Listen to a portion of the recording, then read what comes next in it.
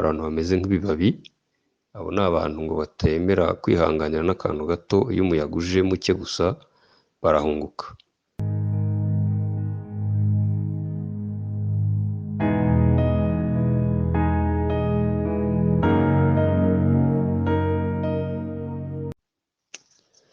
Bene data nshuti bavandimwe, ndabaramukije mu izina rya Yesu. Nizeye ko muri amahoro, muri mu rugo, natwe turi aho tumeze neza.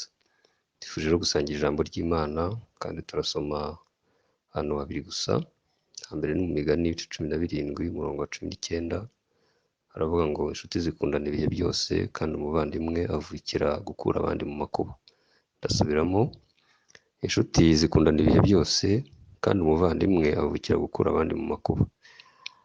Aha kabiri turi busome ni muri Yohana 20 umurongo wa 18, haravuga ngo Mariya Magadalena aragenda abarira abigishwa inkuru ati nabonye umwami. Mariya Magadalena aragenda abarira abigishwa inkuru ati nabonye umwami. Muri aya magambo yose ijambo ngira ngo tuze kugarukaho ni ukuba inshuti nyanshuti. Turi mu bihe bikomeye impande zose z'isi. Iki gihe rero ni igihe kirimo gupima abantu mu mibanire no mu mibereho. Ababwiye abandi ko babakunda rwinshi, babwiye abandi ko banabitangira, babwiye abandi yuko bazabana nabo mu makuba no mu byiza. Iki ni igihe cyo kubyerekana, umuntu akashyira mu mutima we ubutwari bwo kuba inshuti ya mugenzi we, kandi akaba inshuti nyanshuti. Ndagira gusa twongere twibukiranye ko Yesu yakoze umurimo munini mu gihe cy'imyaka 3 abwiriza ubutumwa bwiza, kandi nawe muri iyo myaka yose yari afite abavandimwe, yari afite abantu yagize inshuti. Yafashe umwanya munini wo gusenga, agitangira amara iminsi 40 n'amajoro 40 asenga. Aribyo byaje kuba urufatiro n'imbaraga zabaye mu murimo we. Nyuma yaho yagiye ahamagara abantu, ababwiriza ubutumwa bwiza, akora ibitangaza n'ibimenyetso, ari nako yari ahanganye n'imbaraga zikomeye z'imiyoborere n'imyizerere y'icyo gihe. Bibiliya igenda itubwira ibintu byinshi yakoze. Yaganiriye abantu mu buryo bw'imigani, bavuga ko yaciye imigani igeze kuri 40, yakoze ibitangaza birimo kuzura abantu, kugaburira abashonje, gukora imirimo minini byinshi. Ibyo byose byagiye bimuzanira abantu, aba inshuti y'abantu benshi, ndetse byagiye kumugera ku musozo wa kiriya gihe, abantu benshi bamaze kumuyoboka, bamaze kumukunda. Bamwe bavuga bati ntabwo twaryama tutamubonye, abandi bakajya babaza bati wageze hano ute kutatubwiye ngo natwe tuze. Bakitabira amateraniro, bakitabira inyigisho, bakamukunda cyane. Yari ameze mbese kugira icyo nakwita, babyita popularity, cyangwa se kugira abantu benshi bagukurikiye, bakuri inyuma. Mu kanya gato ariko atangira guhindura inyigisho mu buryo butunguranye. Atangira kuvuga amagambo asa n'aganisha ku rupfu. Rimwe na rimwe bakumva aravuze ngo umwana w'umuntu azagambanira mu maboko y'abagome, bazamushinyagurira, bazamucira urubanza rwo gupfa, ariko nibamara kumwica azazuka ku munsi wa gatatu, nk'uko tubisoma muri Mariko ibice 9:31. Atangira kujya avuga bene ayo magambo batari biteguye kumva, bakumva si amagambo aryoshye. Ubundi akavuga ngo nzasenya urusengero rwubaka mu minsi 3. Ubundi akavuga ngo umwana w'umuntu azagambanira, nk'uko nari maze kubivuga, n'andi magambo nk'ayo ngayo yerekana yuko hazaba igihe kidasa n'icyo barimo. Ibintu byerekeranye no kugabura imigati arabigabanya, ibyerekeranye no gukiza no guha abantu ibyo bifuza, byose arabigabanya. Ahubwo atangira kubegereza ibihe byo gusenga, akajya atangira kubazamura imisozi, atangira kugabanya kurya. Bakamubwira bati nyamuna ko twatetse waje tukarya, akababwira ngo afite icyo kurya mutazi. Bajya kuryama bakajya ku musozi, agatindayo, akagaruka mu gitondo bakamusanga mu rusengero arimo kwigisha. Atangira kuzana ubundi bwoko bw'ubuzima batari basanzwemo. Ibyo yavugaga ntabwo byatinze. Mu kanya gato hahise hatangira amanama yo kumufata, batangira kumugambanira. Abitwaga ba Pilato na Herode bayoboraga muri icyo gihe, bahuza imbaraga n'abanyedini rya Kiyahudi, barimo witwaga Kayafa n'abandi, barihuza bakora umutwe wo kumufata. Muri iyi nyigisho ngufi nagira ngo turebere hamwe ibyiciro bine by'inshuti tugira mu buzima. Hari bamwe turi buze kugereranya n'inshuti zitinda ku muntu, hari izindi zitamara akanya na gato, ariko hari n'inshuti zinamba ku muntu. Hari akantu nagiye mbona abantu bahererekanya bakoresha urugero rw'igiti, ariko bashaka gusobanura iby'inshuti n'ubwoko bwazo. bakavuga ngo hari abantu bameze nk'ibibabi, abo ni abantu ngo batemera kwihanganira n'akantu gato, iyo umuyaga uje muke gusa barahunguka. Abandi bakabagereranya n'amashami, hanyuma bo bakihangana akanya gato, ariko umuyaga waba mwinshi nabo bakaza kuranduka bagasiga igiti. Ako kantu gasoza berekana ko hari inshuti zimeze nk'imizi y'igiti, zo zemera no kurandurwa, zikemera no kuzapfana n'uwo bakundana kandi bamenyanye. Hanyuma rero bigatuma abantu bose bavuga bati none jyewe naba ndi inshuti, ndi igiti mbega, mbese ndi ibibabi, ndi imizi, ndi amashami, ndi iki? Jyewe ntabwo nashatse kugendera ku rugero rw'igiti, nashatse ko tugendera ku rugero rw'abigishwa ba Yesu. Icyo tugamije ni ukureba uburyo izi nshuti za Yesu zabanye nawe. Hari abagumanye nawe, turaza kubareba, bihangana mu makuba, amahoro yaza bakabana, mu makuba baza bakabana, n'amakuba aje barabana. Ariko nanone biraza kutubera isomo ryo kwibaza ngo ntibizantungura ndamutse mbonye umuntu twari inshuti, natekerezaga ko yaba ari ku rugero rw'imizi akaba ari ikibabi. Ndagira ngo rero tuze kureba ibyo byiciro bine by'izo nshuti. Hari inshuti n'isi za kirabaye, turaza kubireba. Inshuti za kabiri ni inshuti zo mu mibare, nayo turaza kubireba. Icya gatatu ni inshuti ariko z'abanyabwoba, turaza gusoza tureba noneho inshuti nyanshuti. Mwongere mbisubiremo ko nari maze kubabwira, nababwiye ko Yesu yabaye mu myaka 3 akora umurimo, agira inshuti z'uburyo bwinshi. Nivuze ngo turaza kureba inshuti n'isi za kirabaye, tuze kureba inshuti zikora imibare, tuze kureba n'inshuti z'abanyabwoba, ariko turaza gusoreza ku nshuti nyanshuti, ari narwo rugero turi buze gusengeraho kandi rw'agaciro. Abambere kugira ngo dusome amagambo yanditse muri Luka ibice 19 umurongo wa 38, tuyahuze n'ayo muri Matayo 27 umurongo wa 22. Ahambere aravuga ngo itara ry'abantu bamushagaye bararangurura bati Hoziyana mwene data. Reka subiremo, itara ry'abantu bamushagaye bararangurura bati Hoziyana mwene Dawidi, hahirwa uje mu izina ry'Uwiteka, Hoziyana, Hoziyana, Hoziyana ahasumba hose.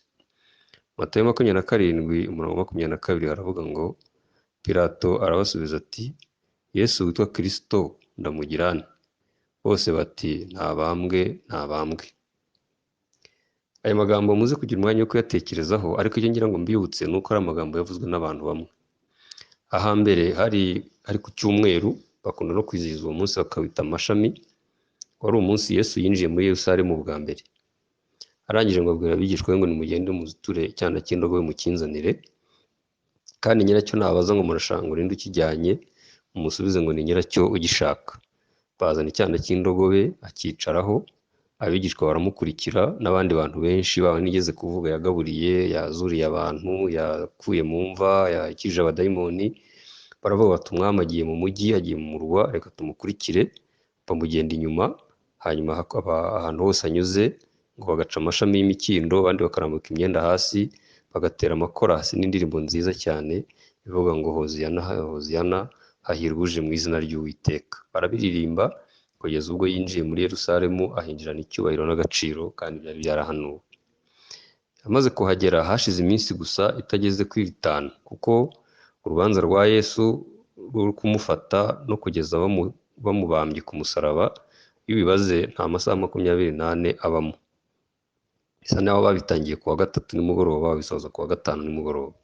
Kuri uwo wa 3 rero ubwo ngo baririmbaga Hoziyana, Hoziyana hari ku cyumweru, yinjira no mu rusengero, yewe atunganya ibyaho, baracya mu gitondo ajya gusura abandi. Ntabwo nshaka kubitondeka ibyo yakoze muri icyo cyumweru cyose, bitwara umwanya munini.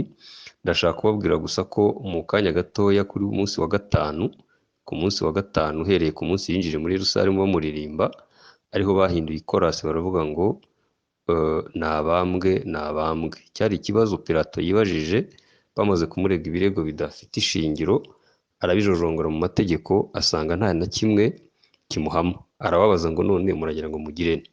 Bose bahita bahindura indirimbo baravuga ngo uwo muntu nta kindi tumwifuriza, nabambwe, nabambwe, nabambwe. Aya magambo yombi yavuye mu kanwa k'abantu bamwe. Bikagutangaza rero nubona mu buzima bwawe ufite abantu baririmba amakorasi abiri, baririmba Hoziyana ku wa mbere bakaririmba nabambwe ku wa kabiri.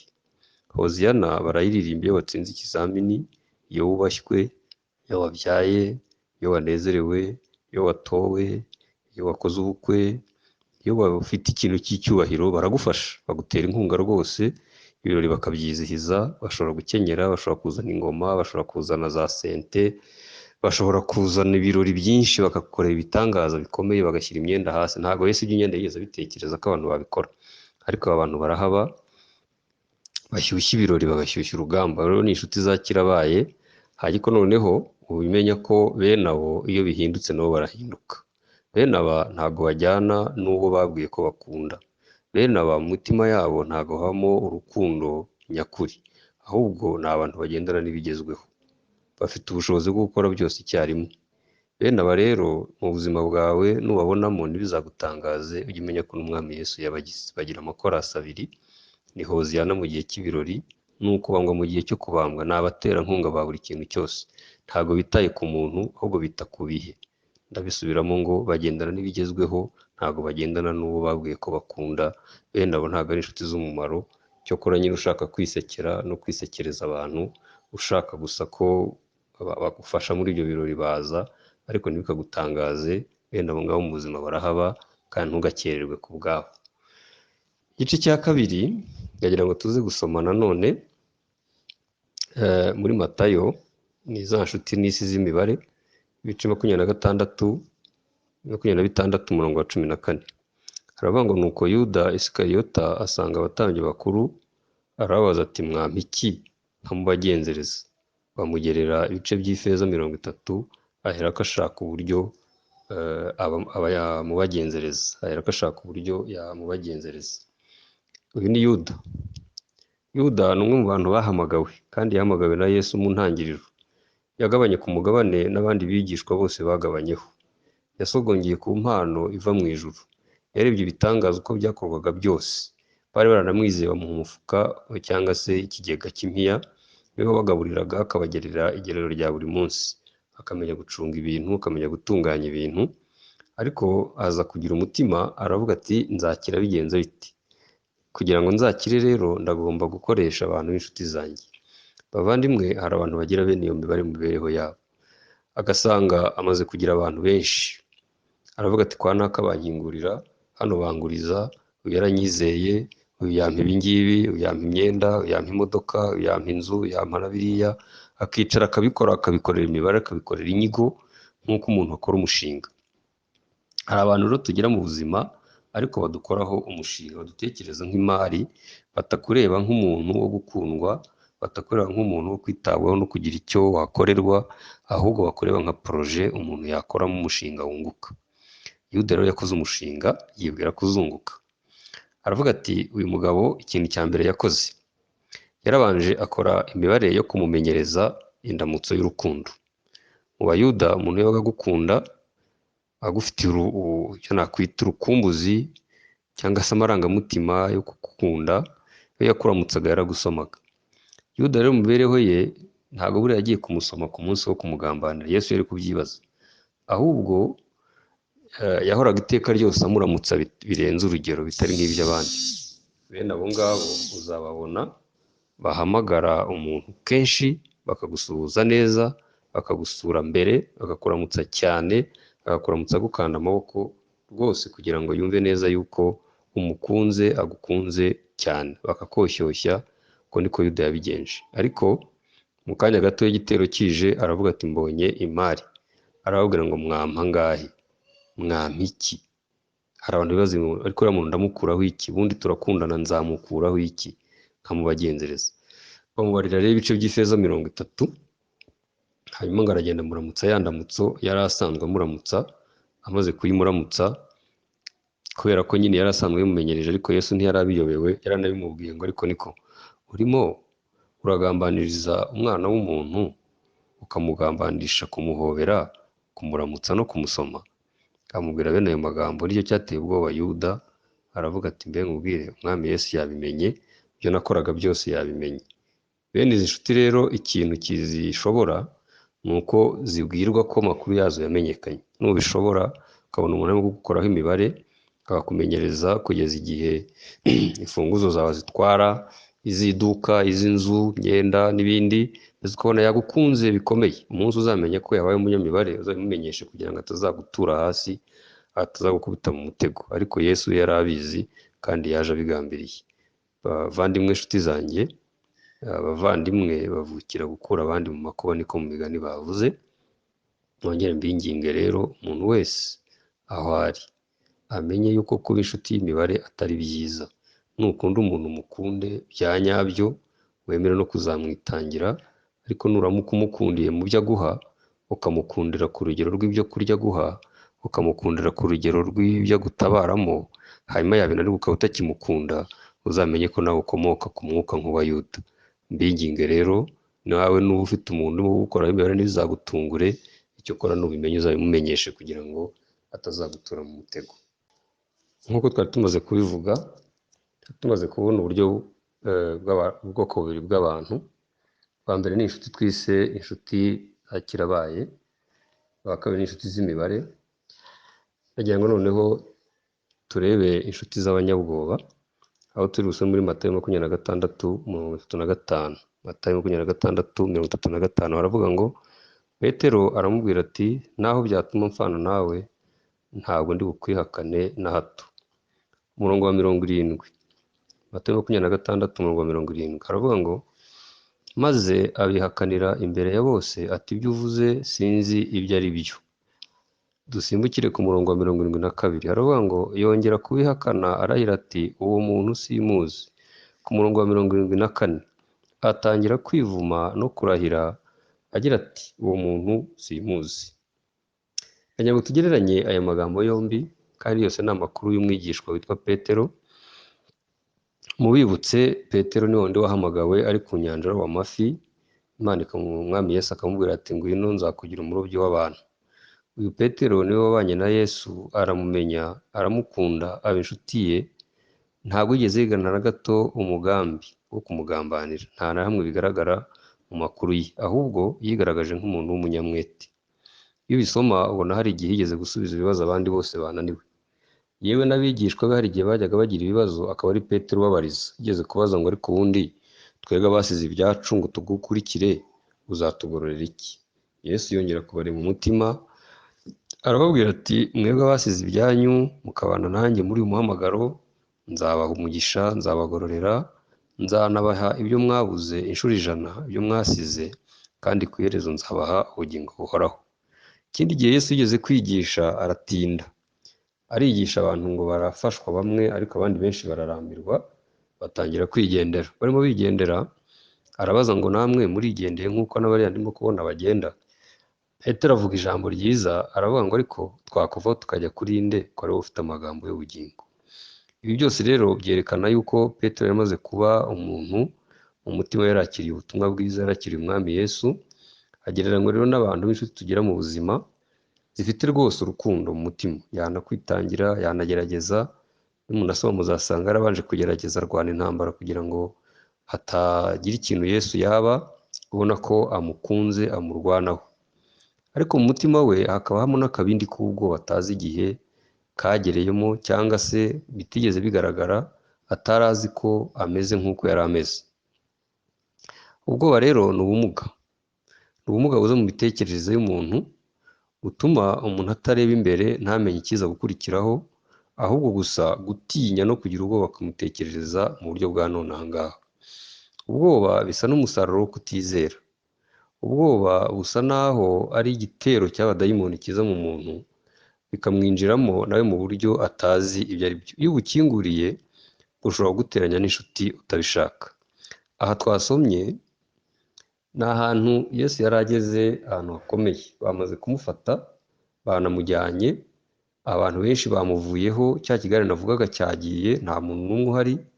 Petero aragerageza, aramukurikira, akanya gatoya agenda akurikira, arenga ahinguka, biza kugera ubwo bamugera mu bategetsi, batangiye kumucira urubanza, aho yari ageze mu mbuga yo kwa Pilato. Bari bacanye umuriro ngo bari mu gitondo butaracya, mu mbeho nyinshi. Haza rero umuja wa mbere, aramwakira. Yesu yari amaze kwinjira, yageze mu rugo rw'imbere, Petero nawe ari ku muryango. aramubwira ati wowe uri uwa hehe? amuti nkingurira nanjye ninjire. Hanyuma ku nshuro ya mbere niho nabasomeye ku murongo wa 35 cyangwa 36, niho Yesu amaze kumufata yaravuze ngo naho byatuma mfana nawe ntabwo ndi bukwihakana na gatoya. Yesu yaramaze kumubwira ko bishoboka ko yamwihakana, ariko undi aratsemba ararahira aravuga ngo ntabwo byashoboka niyo haba ari urupfu. Ariko ntabwo yari azi umutima we ko wuzuye ubwoba, ntabwo yari azi ko urupfu ruje yakwirukanka, ntabwo yari azi ko yatanga Yesu ngo arokore ubugingo bwe. Ariko Yesu we akamureba akavuga ati nyamara ariko witonde, ngiye nabibonye, nabonye inkoko itari buze kubika utaranyihakana gatatu. Reka rero byigire imbere gatoya. Yesu baramujyanye, Petero nawe aracyamukurikira, aracyafite za mbaraga zivuga ngo nubwo banyica ntabwo ndi bukwihakane. Ariko umuntu wa mbere wahuye nawe ni umuja ku murongo wa 72, aravuga ngo ibyo uvuze sinzi ibyo ari byo. Yaramubwiye iki? Yaramubwiye ngo ariko nawe wari kumwe nabo, tekereza nta masaha abiri arashira, yewe sinzi ko ari n'isaha imwe yashize, nako kanya ni mu ijoro rimwe byabaye. Amubajije ngo nawe uri uwo muri bo, uri mu bigishwa be? Aramubwira ngo ibyo bintu uvuze nta nubwo nzi ibyo ari byo, ndi umuturage wigendera. Abahindura identite ye, ahindura icyerekezo, ahindura icyemezo, ahindura umugambi. Hanyuma ku murongo 72 haza umuja wa kabiri, aramubwira ngo ariko ko n'ubu imvugo yawe isa nayo. Ngo Yesu yongera kubihakana, ararahira ati uwo muntu simuzi. Mu kanya gatoya ku murongo 74 abageze none mu iterane cy'abantu benshi, noneho ngo atangira kwivuma, atangira no kurahira ngo uwo muntu ntabwo muzi. Urugero natanga ni urugero rworoheje muri kino gihe turimo. Nk'ubu ushobora kumva umuntu ashonje ameze nabi, kandi wenda ufite ibyo kurya bishobora kugufasha mu gihe cy'iminsi nk'itatu cyangwa 4. Ubwoba burakubwira ngo nuramuka ukuyeho ikiro kimwe, ku munsi wa 5 uzaha iki abana, uzarya iki? Kwizera bakakubwira ngo ariko Imana yakugaburiye muri iyo minsi 3 cyangwa 4, yagira ngo ugaburire n'abandi, nayo izongera ikagaburira ku yindi minsi ikurikiyeho. Ukarwana iyo ntambara rero imbere mu mutima. Ibi ni ibintu birwanira imbere umuntu atapfa kumenya ibyo ari byo. Bavandimwe, inshuti zanjye, ubwoba ntiwemere ko bukwibagiza kwizera, ntiwemere ko ubwoba buguhindura nk'imbata yabwo, ahubwo ugira ibyiringiro no kwizera, wizera Imana, kuko Imana ikorera abakene, ikorera abakire, igirira neza abantu bose. Inkuru ya Petero yarangijwe icyo nakwita nk'ikintu kibi, kubera ko amaze kubona Yesu bamufashe bamujyanye, ngo yatangiye kwivuma no kwigirira nabi. Biragaragara yuko uhita yivuma no kwigirira nabi biyerekana ko bitari mu mutima we, ahubwo byatewe n'ubwoba.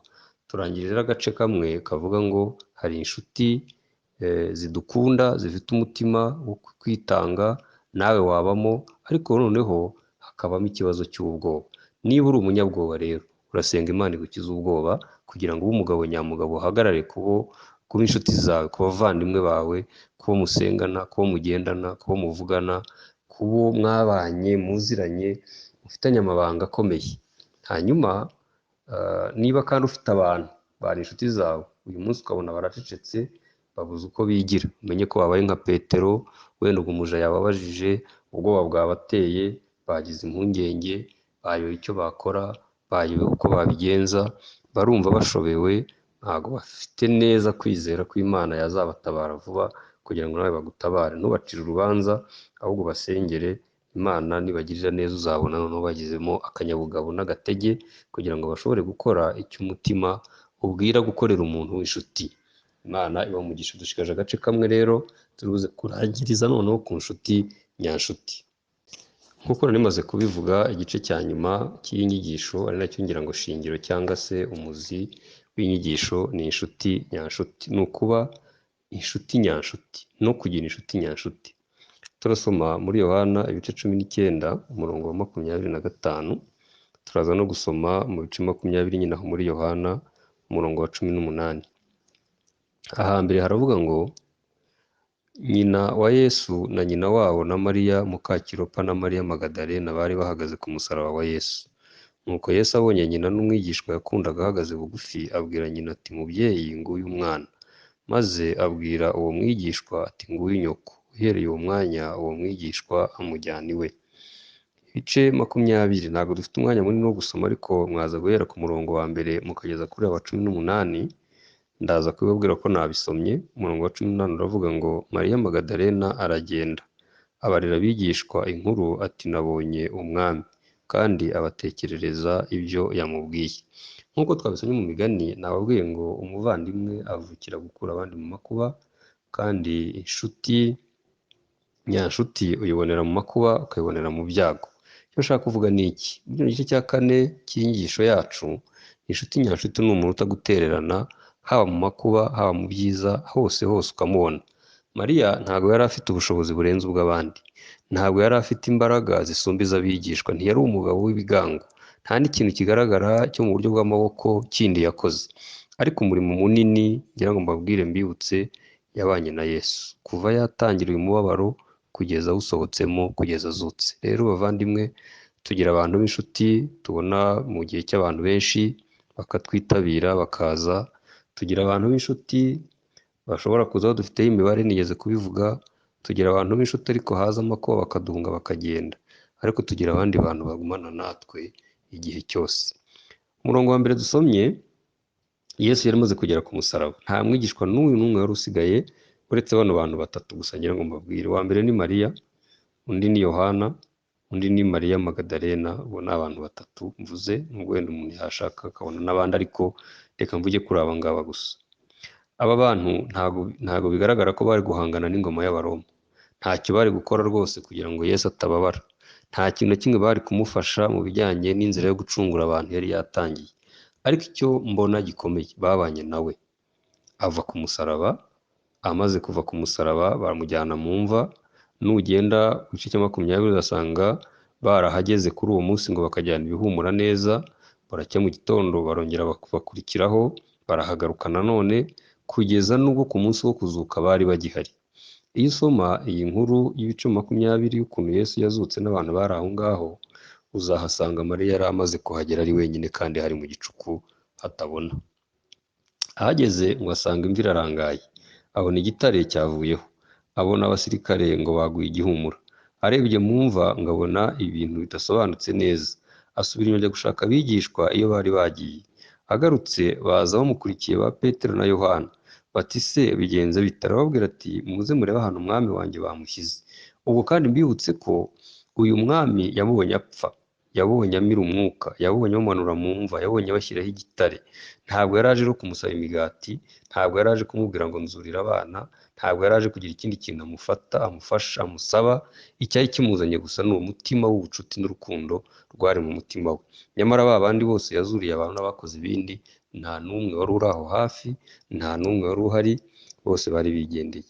Rero ni ubwoko bw'inshuti, ni ubwoko bw'abantu bafite umutima wo kwemera kugumana n'umuntu bakundana, nubwo yaba ari mu bupfu, mu burwayi, mu ntege nke izo arizo zose. Ba Petero barahageze, umwe ngo arunama abona imyenda, Yohana ngo atindaho gatoya abona ibitambaro, barigendera, ariko Mariya arahaguma. Yesu amaze kubona uko Mariya yahagumye, ngo araza aramwiyereka, aramubwira ati umugore urarizwa n'iki? Undi aramubwira ati ariko bakuye umwami wanjye hano, nanjye ntabwo nzi ahantu bamushyize. Amaze kuvuga ibyo ngo arakebuka. Yesu nawe ngo aramwiyereka, amamwiheretse amubwira mu ruheburayo cyangwa mu rurimi Mariya abasha kumva, runamuhesha kumenya Yesu uwo ari we. Aramubwira ngo Rabuni. Amaze kubimubwira, Yesu none aramwihishurira, aramubwira ati ntunkoreho, nazutse, ahubwo genda ubwira abigishwa duhurire i Yerusalemu. Yahise rero azamuka aririmba ijambo twasomye rivuga ngo nabonye umwami, nabonye umwami, nabonye umwami. Iyo watindanye n'umuntu ni wowe uzagabana ku mugabane wa mbere w'ibyiza yabonye. Bavandimwe, ndagira ngo tugerageze mu ntege nke zacu, mu bihe bitugoye twese turimo, wemere kugumana n'abantu bawe. Utazasohoka muri bino bihe bidasanzwe nawe urimo kwivuma nka Petero, cyangwa ukajya kwiyahura nka Yuda, cyangwa se ukaba nk'umuntu utanazwi kubera bariya bo babanje nta nuzi amazina yabo, ahubwo wari ukwiye kuba inshuti nyanshuti ku muntu wese mwasenganye, mwagendanye, mwasangiye, mwahanye ubuhamya, mwabwiranye amagambo meza, mwanyagiranywe n'imvura cyangwa mwicanywe n'izuba, uwo mwabanye mu buryo bumwe cyangwa ubundi, wavuze ngo uri inshuti yanjye ndi inshuti yawe. Ntimuherukane mu bukwe gusa, ahubwo no mu bihe bidasanzwe mugumane. Bene aha rero niho nifuza yuko dufata akanya tugasenga kugira ngo dusabe Imana imbaraga nk'iza Mariya, twemere kugumana na Yesu, hanyuma tugumane nawe ari ku musaraba, tuzanazukane nawe umunsi wo kuzuka, tujye tujyana nawe mu birori by'i Yerusalemu, ariko najya no mu mva twongere tuhagume, twe kumuva iruhande ahubwo tugumane. Inshuti zivukira gukura abandi mu makuba. Ndagira ngo rero dusenge Imana, kandi buri muntu wese asaba Imana imbaraga zo kugira icyo yakora n'uwo yakorera mu bihe nk'ibi ngibi. Ugire kwizera, wirinde ubwoba, kandi Imana izadufasha. Dusenge. Imana Data wa twese, turagushimiye, ineza yawe ni nini, amagambo yawe arakomeye, araremereye, ntawayabasha ari mu buryo bw'umubiri gusa. Twiringiye Imana ko izadufasha. Abanteze amatwi bose n'abumvisha aya magambo bose, buri wese umuha imbaraga zijyanye n'icyiciro yibonyemo, kandi n'ababa baradukunze urukundo rudafashe, abo nabo turabasabira umugisha, ntabwo tubaciriye urubanza, ngo ahubwo uzabaho umutima wundi kandi muzima wuzuye. Urakoze ubane natwe muri byose, kandi uduhe umugisha n'amahoro, mu izina rya Yesu, amen.